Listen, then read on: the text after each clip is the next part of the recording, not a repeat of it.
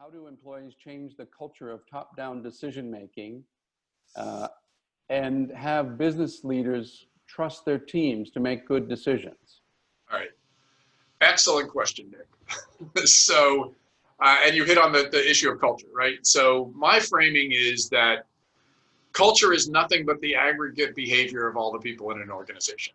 And there's lots of other labels people like to put on it, but I just look at behavior. Like, what do people actually do?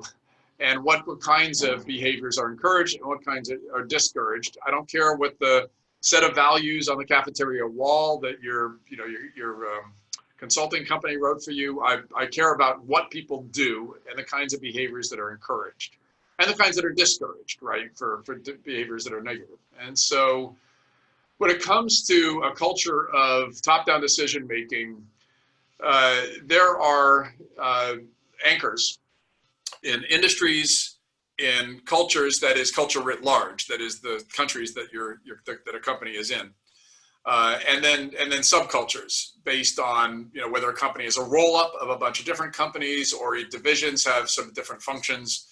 So you can find even in mid-sized organizations, you can find a completely different culture in finance than you do in product development.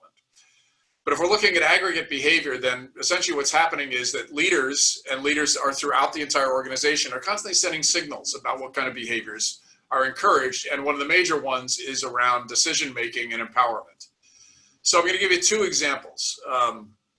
One is the organizations that we see that distill down the work of the organization to a set of problems to be solved, and then push down the process by which people are given the tools and the mandate to solve those problems.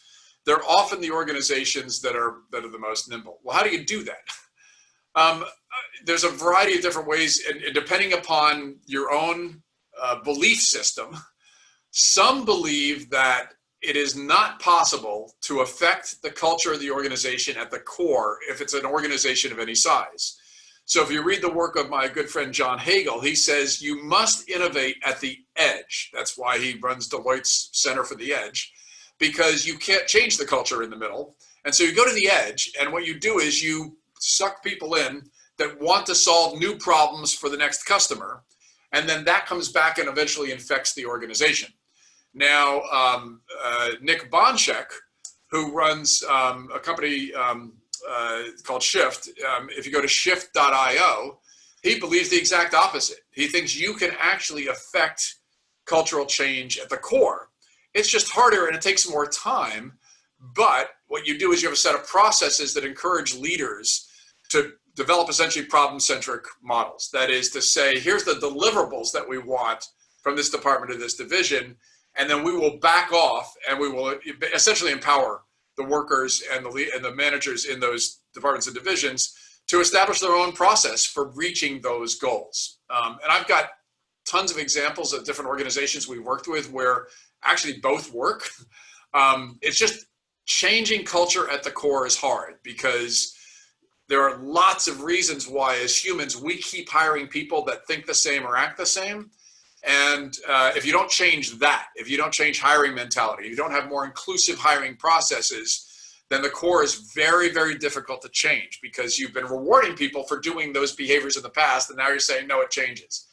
You can change compensation metrics, but ultimately, if you don't change your hiring process and the internal reward system, what managers reward, then you don't see a lot of change. The other, incidentally, is learning culture. So you can actually, if you make a commitment to a learning culture, this is what Novartis did. Novartis isn't just unbossing. Their other major process is every single employee has to have a learning plan. Every single employee.